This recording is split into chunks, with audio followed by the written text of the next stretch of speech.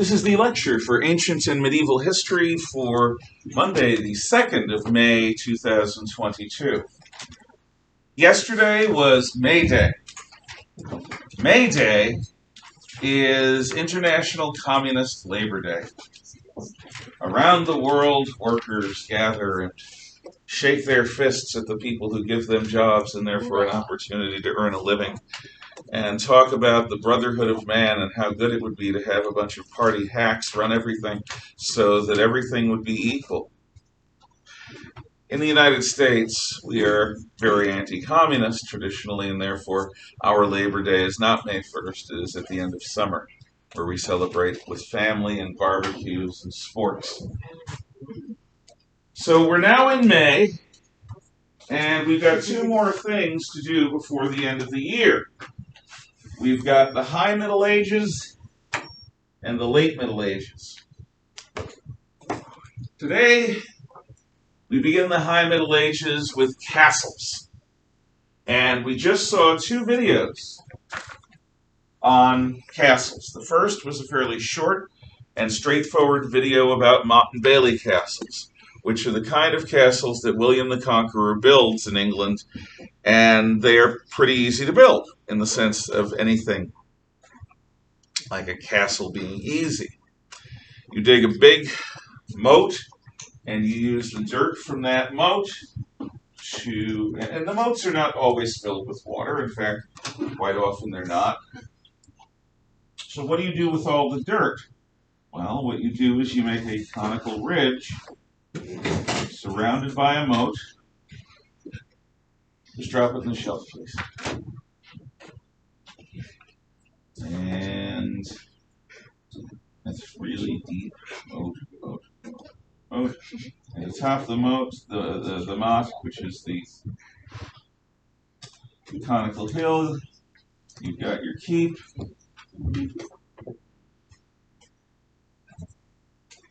And you've got Bailey down here, which is the town. All sorts of buildings. Got your gate, palisade, and the moat usually circles this as well. And you got some stairs up the thing, and you've got a bridge which you can stop, and you've got a drawbridge over here. Now, what makes this a good defensive work? Well, all the advantages are for the defender. See, war isn't about fighting fair. War is about cheating and killing the other guy. So, if you're able to build a defense, the enemy does not get to fight you mano a mano. Does not get to fight you on even terms. The whole point of a defense is to give you an advantage, as many advantages as you can. So, if the attacker attacks the keep directly, they've got to cross open ground where they're under fire from arrows, crossbow bolts, and they've got to go down into the moat itself and then up, which is going to make it difficult for them to bring ladders and siege engines and things like that. And then they've got to climb this really steep cone. Most of them are not this steep, but still, you try climbing even a 45-degree hill for very long, like the hill next to the field across the street. Imagine doing that in armor, with weapons, with people throwing things and shooting at you from above, and at the top, instead of having a nice little road that you can get on, you've got a wall. At the top of the wall is the enemy. So this makes this a pretty daunting prospect. It would be easier to attack the town in the Bailey first. The moat is right next to the wall. So you break through the gate, which is not easy, or you go over the wall, which is really not easy. So you got the town. But you still have this, because the defenders will have destroyed the bridge, and that means you've got to go out of the town, down into the moat, and then up the really steepy thing, just like before. And it's not easy. Motte Bailey castles worked. But Why have a jury rig when you can have something purpose-built? Why improvise when you can design? So the Motte and Bailey is replaced by stone castles, and stone castles have literally hundreds of different refinements. First of all, just making them out of stone makes them more fire resistant. Stone will burn too if you get a fire hot enough, and there were times when stone castles burned. The mortar that you use, sometimes between the stones, will also burn. If you use bricks, bricks can burn. You just have to get a hot enough fire. But with stone, the castle is fire resistant. And what you have is an outer curtain wall with a bunch of towers. Towers are sometimes semicircular, sometimes round, sometimes square. Round is better because it's more difficult for the enemy to undermine it. And you've got a gatehouse here. And this curtain wall is usually 5 to 10 feet thick, maybe 20 feet, 25 feet high. And the purpose of the towers is to bring fire, arrow fire, to anyone who's approaching the walls. Basically, it's called enfilade fire. So you see the two podium here?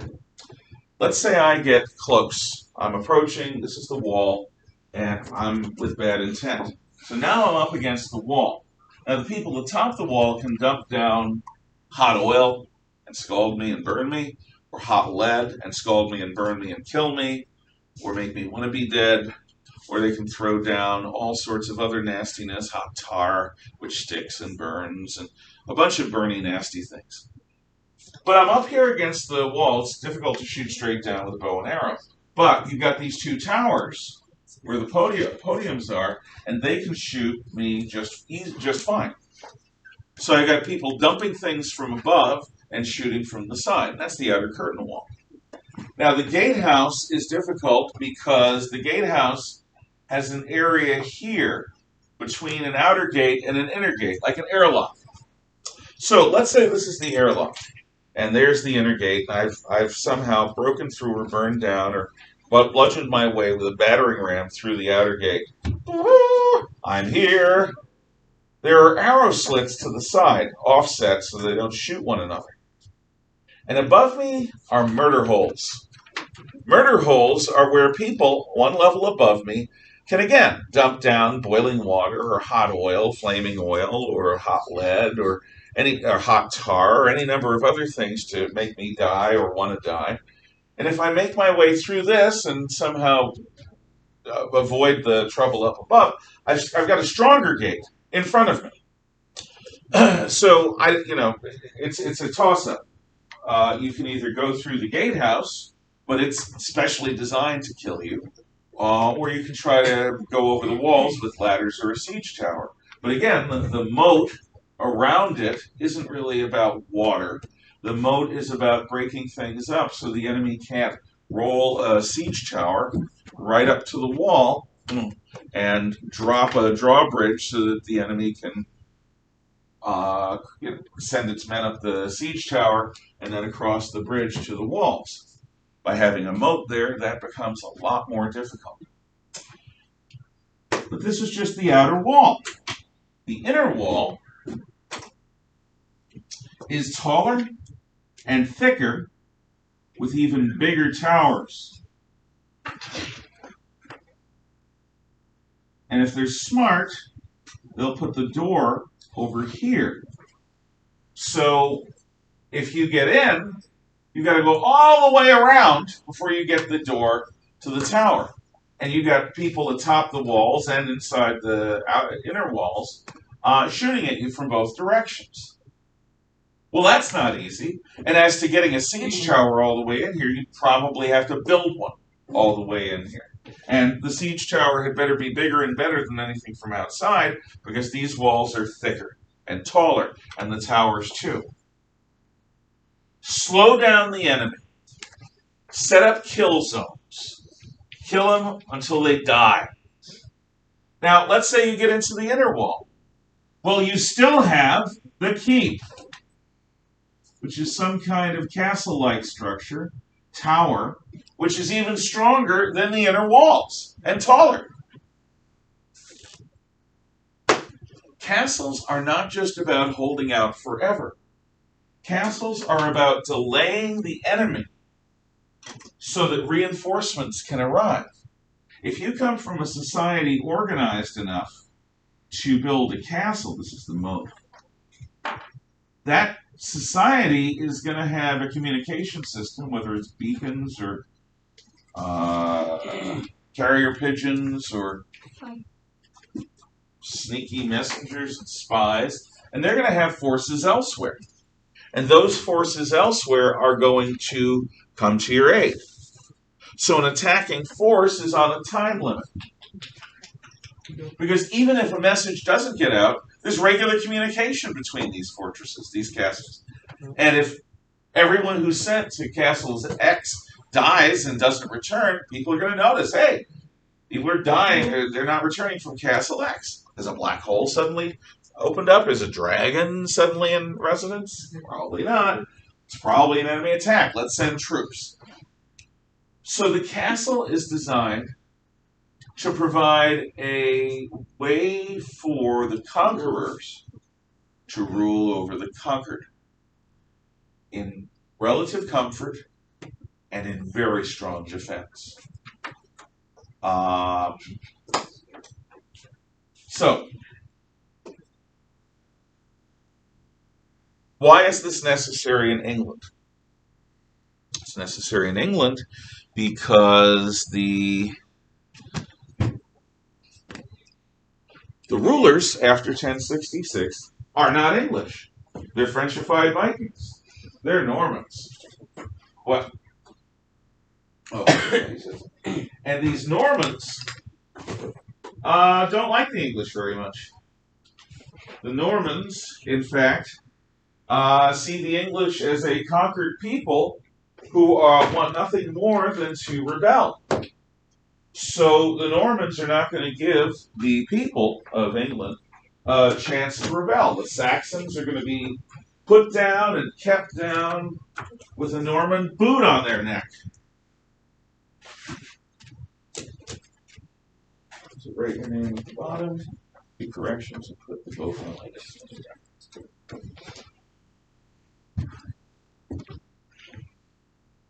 For over 250 years, the rulers of England spoke French. They didn't even speak English. Now, the enforcers in this system were knights. Knights are raised to be warriors. They are raised to learn how to fight with a variety of weapons. Sword, spear, mace, morning star, flail, battle axe, throwing axe, crossbow. Probably others. They are trained from childhood to fight in armor. Now, if you've never worn armor, the thing you've got to understand about it is it's heavy. If you put a foot wrong, you could break your own knee because there's extra weight coming down on it. Imagine being a mailman, having a big sack of mail that you've got to carry up and down a city block. And you've got to climb stairs and go downstairs with this big pack on your back. Well, this isn't a pack on your back. It's on your arms, it's on your hands, it's on your legs, it's on your feet, it's on your chest, it's on your head, it's all over you. So to learn how to fight and move while wearing armor is a skill unto itself. And the knights learn how to fight and ride on horseback. Now, riding is difficult enough if you don't grow up doing it. But fighting from horseback involves training your horse to be a war horse. In other words, training your horse to kill rather than flee. And horses tend to be stupid herbivores. But I love horses, good. But they're stupid and they're herbivores. If they were smart, do you think they would let us ride them into all the situations that we ride horses? No. If they were smart, they would give us problems. And they eat grain and grass and other things like that.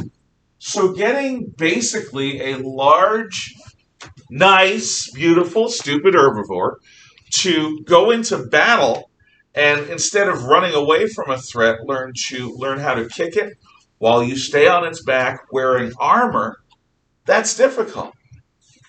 Get your horse used to charging when you have a lance. That's not normal. Horses don't normally charge right past one another while things on their backs go clong, jousting or fighting in battle. I guess what I'm saying is being a knight is a full-time job. That's why when peasants rise up, they usually get slaughtered.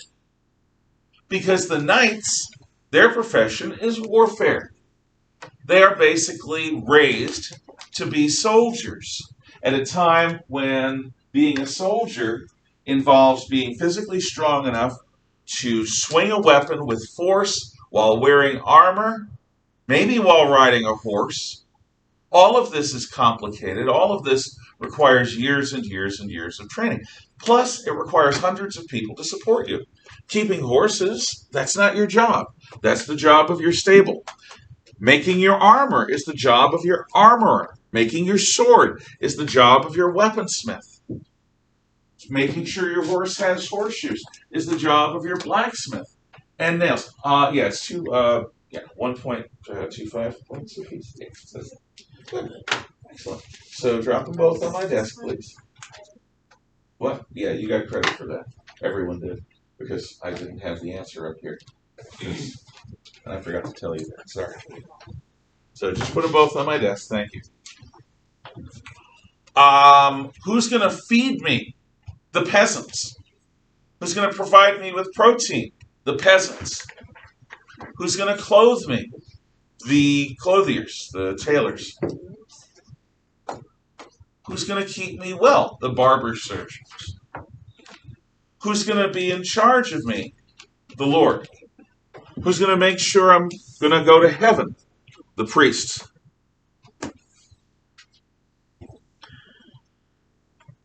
Everything that a knight does and is a result of the efforts of dozens and dozens of other people.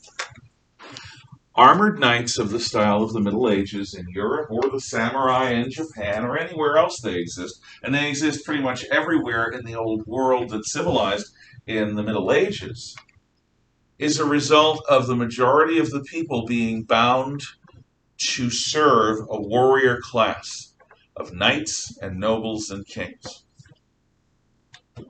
So, what makes a knight a knight? Well, in the West, there is a Christian code of chivalry. Knights are supposed to be gentlemen to ladies, not to women. Common women, like common men, had best shut up and do what they're told. But if there is a woman of the noble or knightly classes, she is to be treated in a certain way, with respect, because she is going to be the wife and mother of your children, because people like her were your mother, because we are genteel. We are gentlemen, we knights. So we don't just learn about war, we learn about poetry. We learn the courtly rituals of good manners, of how to eat properly with your fingers, of how to take a morning bath. And a morning bath is wash your face and your hair in the back of your neck. The other stuff, you wear clothes for that. The knights were expected to be true and loyal paragons of virtue. That's what chivalry is. Now, in Japan, they have Bushido. Bushido is the way of the warrior. Bushido has nothing to do with women. Women in Japan come second. men come first. Even women samurai had better keep their place. In Bushido, the samurai and his daimyo, his lord, is so important that if a samurai gets a new katana, a new Japanese longsword, and he wants to test it while riding along the road and he sees a peasant or a fisherman or something, he can ride by and behead him. And it's perfectly normal. It's totally fine. It was the karma of that peasant to die, proving that my sword is as sharp as I think it is. Because the time may come when that sword is going to be the difference between the life and death of my daimyo, of my lord. So the difference between Bushido and chivalry. Chivalry is a Christian system of belief. Bushido is a Shinto system of belief. In Shinto, in Japan, the class system is everything. In the West, the class system is a lot, but it is a Christianized system that provides value even for the lower class. What happens if the sword isn't as sharp as they think it is? Then the samurai goes back to the weaponsmith and makes sure the weaponsmith does his damn job. Or the samurai shows the weaponsmith why it doesn't work well, like on his body. Capiche? Yeah. It's like if you buy a gun at a gun shop, imagine that the gun doesn't work like it's supposed to. So you take it back and you say, hey, this doesn't work. That's a shame. It must be your fault. Well, if the gun doesn't work, all I'll have to do is use the bayonet. So Bushido in Japan for samurai, Japanese knights, is a much harsher and more brutal system than the Code of Chivalry. But both involve a system of what we in the West called fealty. Now, fealty is where you take an oath of loyalty by God. So the knight kneels, and the Lord takes the knight's sword, or his own sword, and taps him on both shoulders with the flat of the blade. By God, St. Michael and St. George, I dub thee knight. So what does this mean? Tapping both shoulders. The head's right here. You don't want to cut the head off of the guy you're making a knight. The knight, before being dubbed, swears to be loyal by God in life and in death. Their loyalty to God makes them willing to obey the Lord as God's chosen representatives. God placed the Lord above me, therefore I am going to serve my Lord as God would want me to. Fealty, an oath by God to be loyal, is the basis of the social order in the Middle Ages. It's a system of personal relationships that sets up a hierarchy of lords and servants. And we will go into more of this in detail later. Questions, comments, or thoughts? What? Oh, I just said something. Okay. Then we are set.